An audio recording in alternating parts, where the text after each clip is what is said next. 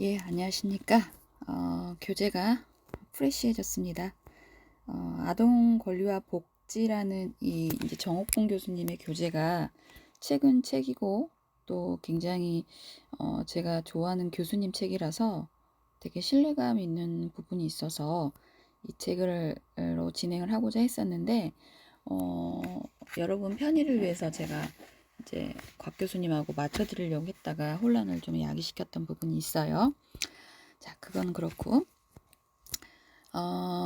이 책이, 아동복지법과 관련 법안이 제정이 되고 개정된 덕분에 우리나라 아동 권리는 날로 이제 향상이 되고 있는 부분이고요.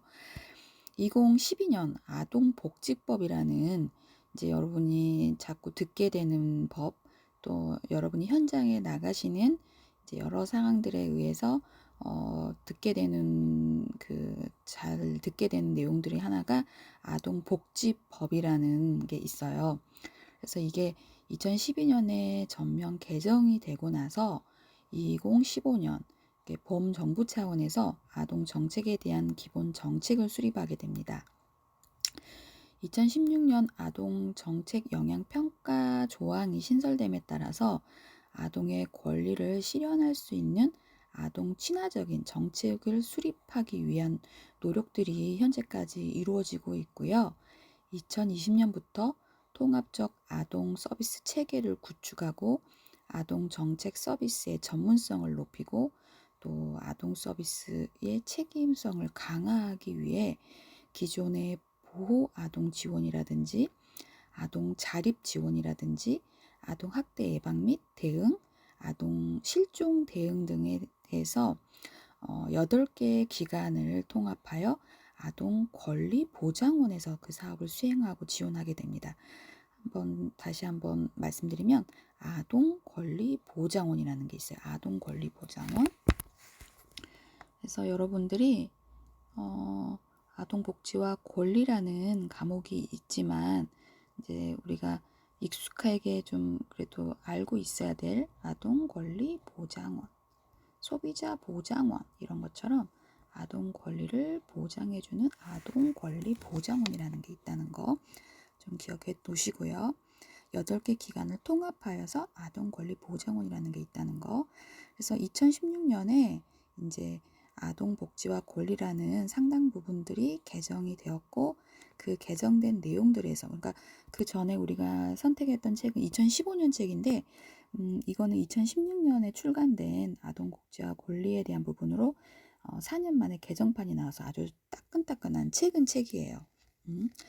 하드하고 조금 어려운 과목이라서 이 과목은 항상 4학년 2학기에 편성이 되는데 요즘 아동학대라든지 이런 것들이 아무래도 좀 문제가 많이 되다 보니까 발빠른 강주여대에서 1학기로 편성을 하신 것 같아요. 그래서 2016년 이후에 개정된 내용들을 다시 개정해가지고 이 책을 따끈따끈한 책으로 여러분한테 할 수 있어서 저는 너무 좋고요.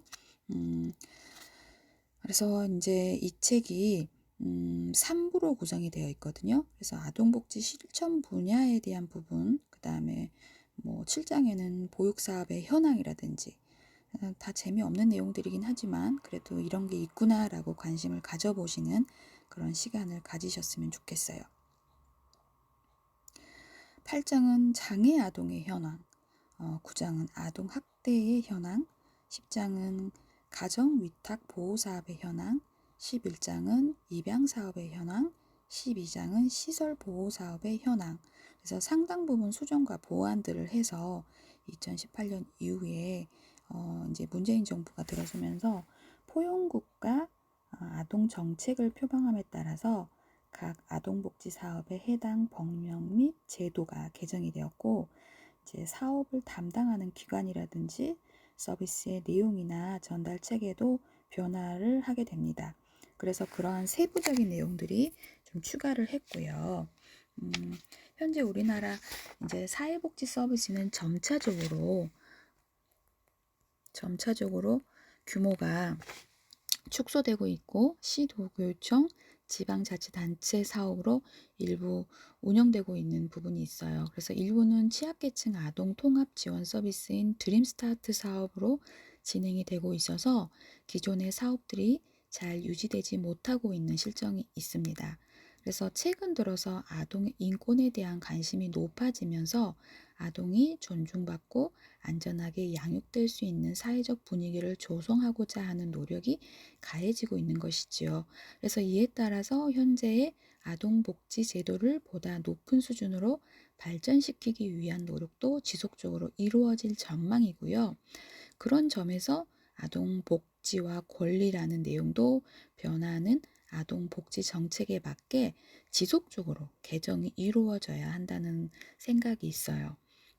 그래서 이제 이 아동 권리와 복지에 대한 파트로 현대사회에 접어들면서 아동의 권리와 복지를 증진시키기 위한 사회적, 정책적 노력이 이루어지고 있음에도 불구하고 가정이나 어린이집에서 유기, 방임 이런 것들을 하면서 요즘 뉴스에 많이 다뤄지고 있는 부분들이 있고 되게 경악스러운 내용들이기도 합니다. 그래서 학대받는 아동들이 지속적으로 증가하고 있고 10대 미혼모의 증가나 가끔 뉴스에서 화장실에서 아이를 출산하고 유기해서 아이가 죽게 내버려 두는 미혼모들이 있잖아요. 그래서 가족 해체, 그다음에 부모로부터 버림받은 입양이라든지 위탁되고 있는 아동의 수가 줄어들지 않고 있는 것에 대한 현실.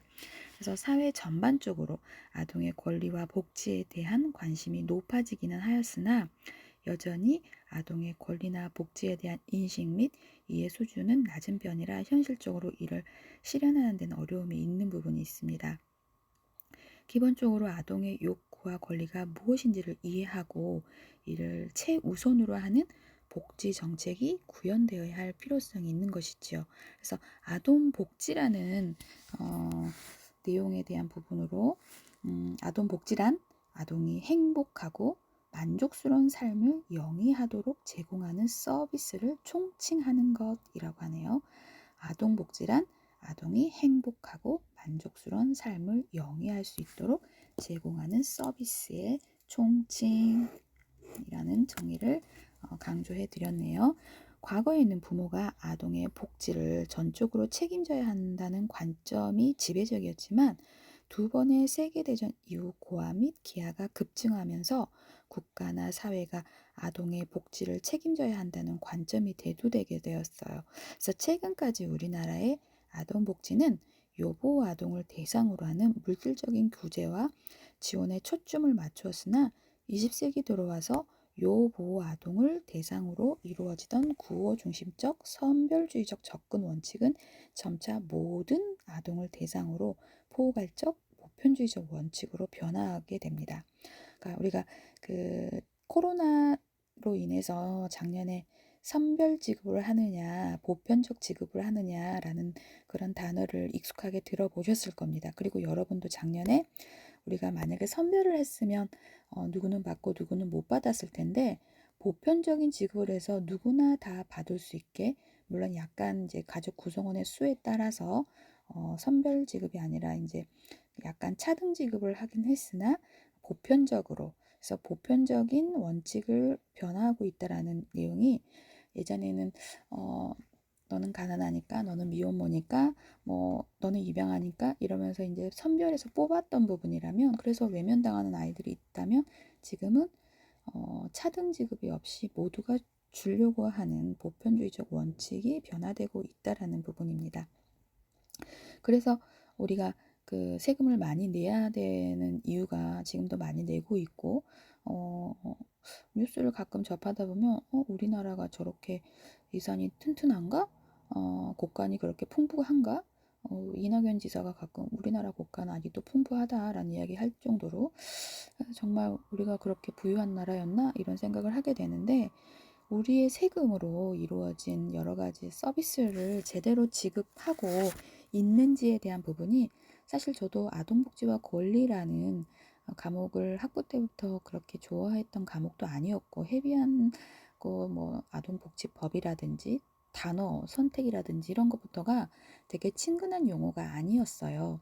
그러다 보니 사실 관심도 없었고요. 근데 우리의 세금으로 이렇게 여러 가지 혜택들을 누릴 수 있게 해주는 부분에 대해서 우리부터가 이렇게 뭔가 굉장히 관심을 가지고 지켜보고 어떤 부분은 바람직하게 시정되어야 하는지에 대한 부분으로 굉장히 관심을 많이 가져야 되는 건 아닌가라는 생각을 하게 됩니다.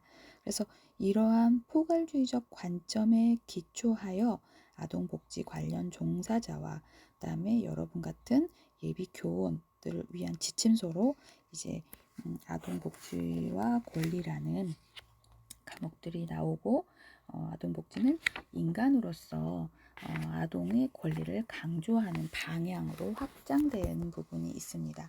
따라서 강화된 아동 권리 증진에 대한 사회적 요구를 반영하고자 하는 여러 가지 이제 상황들이 생기고요.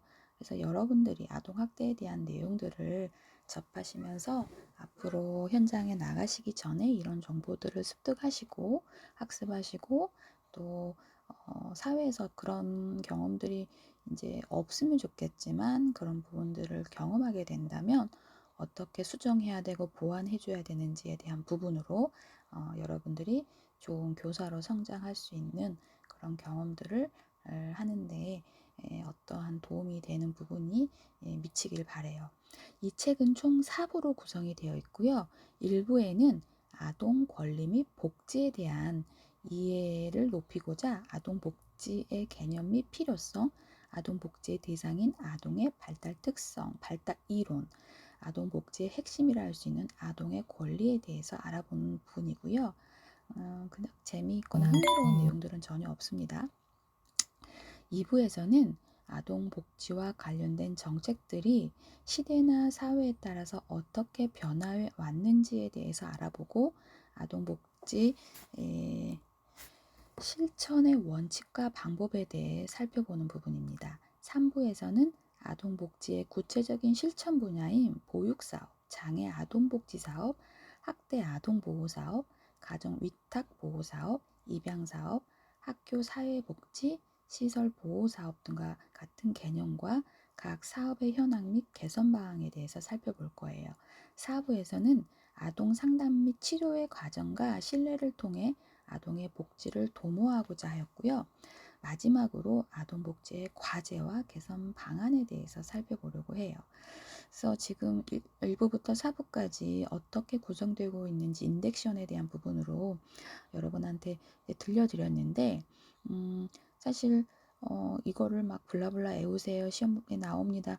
이게 여러분한테 현장에 나가서 얼마나 도움이 될까라는 생각이 사실 들어요. 그래서 사실 조금 여러분이 실습을 가기 전 건강할 수 있고 여러분이 스트레스를 받지 않게 하기 위해서 제가 되게 좀 12분 반 우리 학생들을 위해서 되게 고민을 하고 있는 부분이 있고 그래서 조금 이 딱딱하고 어려운 거를 저도 학부 때 공부를 이 과목은 되게 학점이 낮아요. 외울 것도 많고 근데 현장에 나가서 그닥 쓸 수 있는 것들도 없었고 저는 그런 부분을 지향하고자 합니다.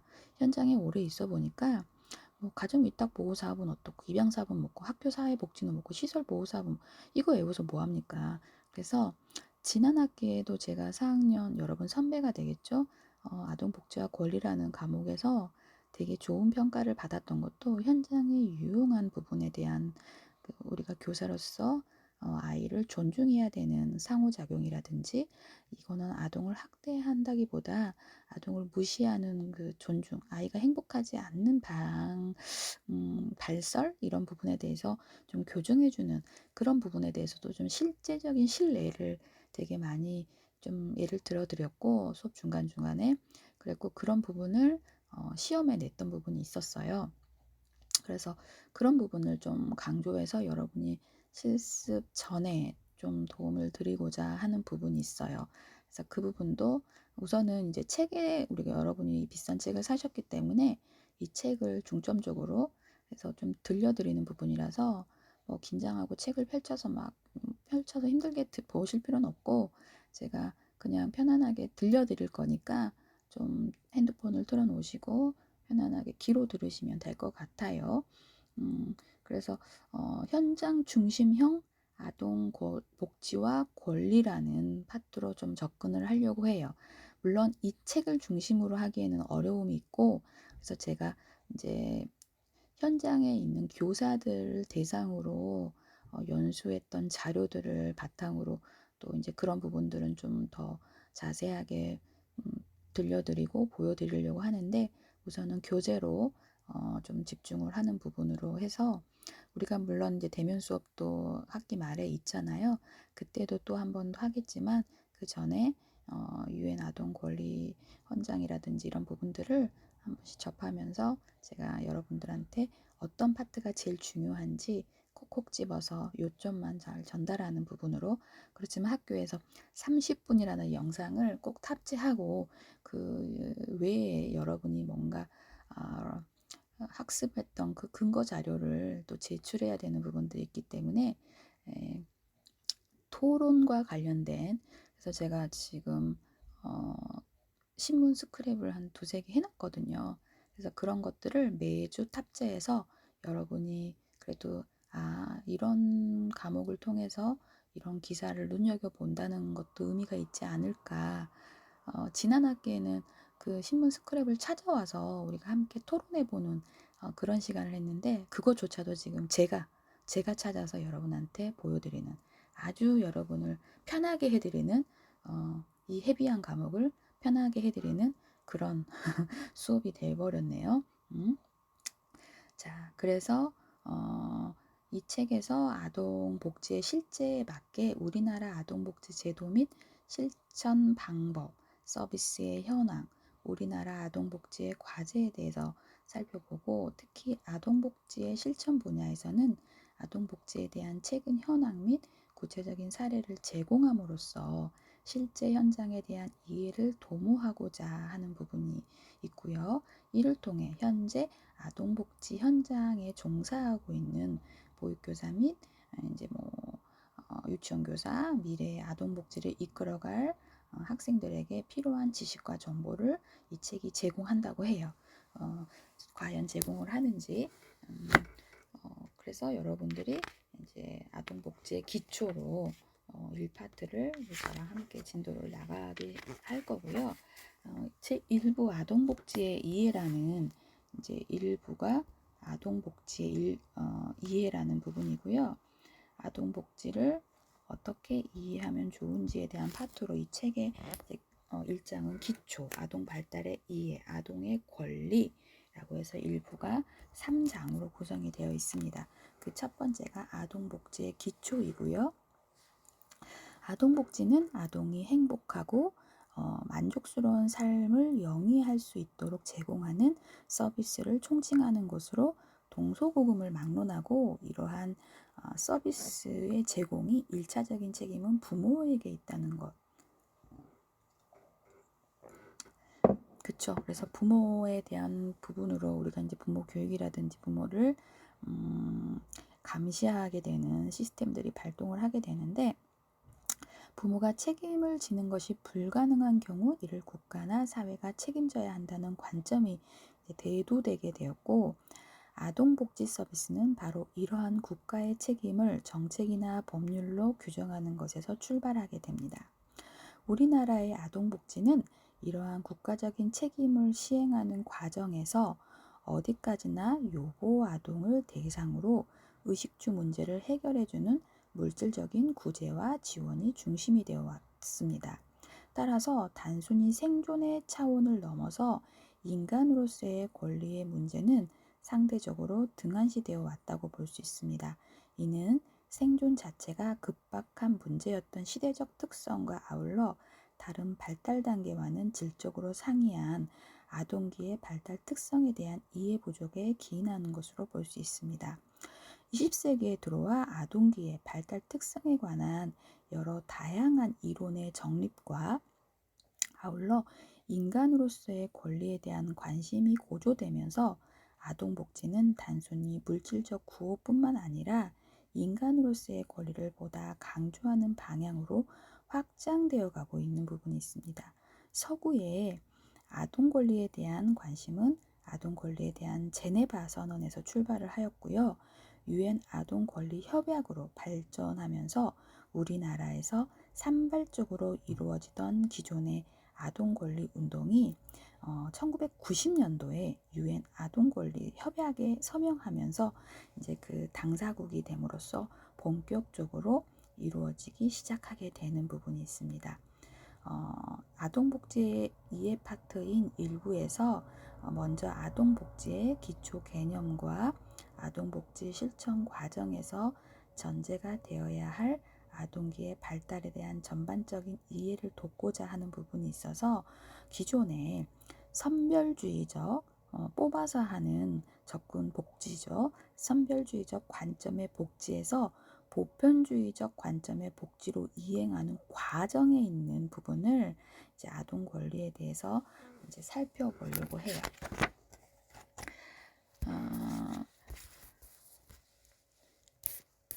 자녀 양육은 부모가 1차적인 책임을 지는 것이라고 동서고금을 막론하고 이제 누구나 바람직하게 간주하고 있는 부분입니다. 그런데 가정 내에서 부모가 자녀를 양육하는 것이 불가능한 경우 이를 국가가 사회가 책임져야 한다는 관점, 그게 아동복지의 시작이라고 앞서 말씀을 드렸는데요. 우리나라 헌법 제2장의 10조에는 모든 국민은 인간으로서의 존엄과 가치를 가지며 행복을 추구할 권리를 갖는다라고 되어 있습니다.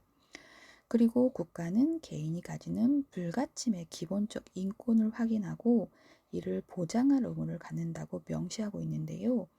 이러한 헌법의 기본 원칙은 인간으로서 누려야 할 국민의 기본 권리를 국가가 보장해 줘야 할 책임이 있음을 언급하는 것이며 복지란 바로 이러한 국가의 책임을 정책이나 법률로 규정하는 것에 대한 목적에서 출발하게 됩니다. 이처럼 인간의 권리에 대한 국가적 책임은 명시하고 있으나 아동이 존엄성을 가진 존재로 인식되기 시작한 역사는 그다지 길지가 않습니다. 따라서 아동을 대상으로 한 복지의 필요성을 인식하게 된 기간도 길지가 않다는 것이지요. 세계 여러 나라와 마찬가지로 우리나라의 복지는 요보 대상 아동을 중심으로 출발하였기 때문에 그 대상이 제한적일 수밖에 없으며 이로 인해 요보 아동을 대상으로 한 물질적인 구호가 바로 아동복지의 주요 과제로 인식하게 됩니다. 그러나 사회 변화에 따라서 이러한 복지의 개념은 물질적 구조뿐만 아니라 인간으로서 아동의 권리를 보다 강조하는 방향으로 확장되어 가고 있는 부분이지요. 그래서 보다 질 높은 아동복지의 구현을 위해 먼저 그 기초가 되는 아동복지의 범위와 개념, 의의를 살펴보고 아동의 다음으로 사회 변화에 따른 복지의 필요성과 학문적 위상에 대해서 이제 살펴보려고 합니다. 아동복지라는 어원상 볼 때 아동, 차일드, 복지, 웰페어 합성어로 복지는 웰페어보다 만족스럽게 행복하게 라는 의미의 웰이라는 부사어가 지나가다는 의미의 페어라는 동사가 합해지는 용어로 행복하게 잘 지내다 라는 의미를 갖게 된다고 합니다. 그러므로 아동복지의 개념을 정의할 때 복지의 대상이 되는 아동의 범위와 아동이 행복한 삶을 영위하기 위해 제공되어야 할 복지 서비스의 범위는 중요한 기준이 되고 있는 부분이지요. 아동복지의 범위를 살펴보면 첫 번째 연령적인 측면으로 국어사전에 심신이 완전한 청년에 달하지 아니한 사람, 초등학교에서 배우는 아이, 학동으로 규정이 되어 있고요. 발달적인 측면에서 볼 때 아동기는 좁은 의미로는 학동기에 지칭하는 것이고 넓은 의미로는 영유아기 전체를 포함하는 것을 의미한다고 합니다. 법적인 측면에서 아동의 연령은 법률에 따라서 다소 차이를 보이고 있지만 유엔 아동권리협약의 제1조에 아동의 연령을 18세까지 규정하고 있습니다. 우리나라 아동복지법 제3조 1항에 아동이라 함은 18세 미만, 여러분은 지금 18세 미만이 아니기 때문에 아동이 아니시잖아요. 그래서 그런 부분을 규정함으로써 아동과 청소년을 모두 아동복지의 대상에 포함시키고 있는 부분입니다. 아동의 연령뿐만 아니라 복지의 대상으로 요보 아동만을 포함시키는 것은 혹은 일반 아동까지 포함시킨다는 쟁점이 있기도 하고요. 법적인 기준으로 볼 때 아동복지의 대상은 일반 아동과 청소년을 망라한 것이지만 현실적인 여건을 감안하면 우리나라의 아동복지법은 보호를 필요로 하는 아동을 아동복지의 주요 대상으로 규정하게 됩니다. 실제로 우리나라의 아동복지는 아동복지법 제정 이전에 저소득층이나 장애아동, 도움을 필요로 하는 아동을 대상으로 하여 출발했던 부분이 있고요. 이것은 아동복지의 이념과는 무관하게 실제 시행에 있어서 선별주의적 복지 형태에서 크게 벗어나지 못했다는 것이죠. 그러니까 이제 선별주의라는 부분을 좀 여러분이 뽑아서 한다는 게 예산이 없으니까 아무래도 선별할 수밖에 없는 부분이 있지만 누구는 주고 누구는 못 받고 이런 불평등에 대한 부분이 있었다고 인정하는 부분이겠죠.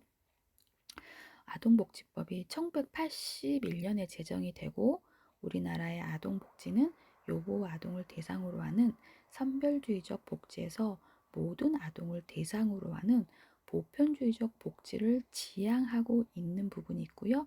이를 위해 지속적으로 법령이 개정이 이루어지고 있는 부분이 있습니다.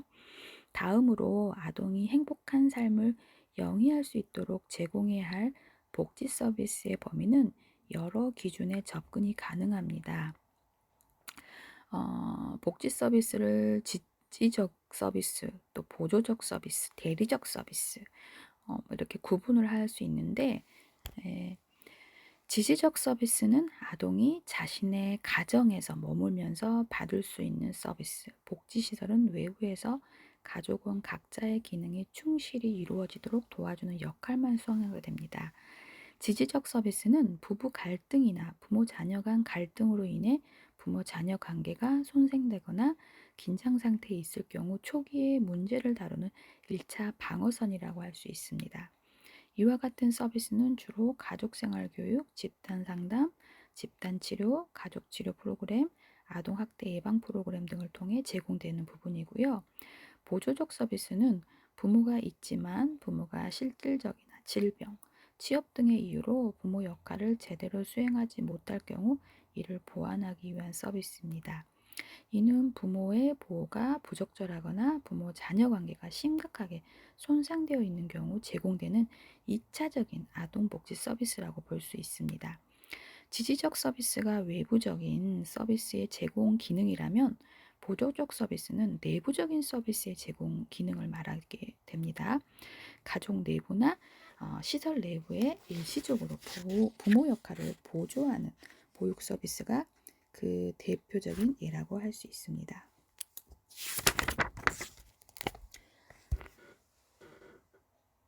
대리적 서비스는 부모의 사망과 가출, 유기 등으로 인하여 아동이 부모의 보호를 더 이상 받을 수 없게 된 경우 부모를 대리하여 제공하는 서비스를 말합니다. 대리적 서비스는 아동이 자신의 가족을 완전히 떠나 부모와 가정의 역할을 대신해주는 타인에 의해 양육, 보호되는 것으로 얘는 가정 위탁과 입양, 시설 보호 등에 포함이 되고요. 또한 특수한 치료를 필요로 하는 수용 치료 서비스를 받는 것도 대리적 서비스에 포함이 되게 됩니다. 그래서 복지 서비스의 범위로 3가지 접근을 설명드렸고요. 그 첫 번째가 지지적 서비스, 보조적 서비스, 대리적 서비스 이 3가지에 대한 부분으로 아동 복지의 범위를 요약 설명드렸던 부분이 있습니다. 다음으로 아동복지의 개념에 대한 부분으로 설명을 이어가도록 하겠습니다.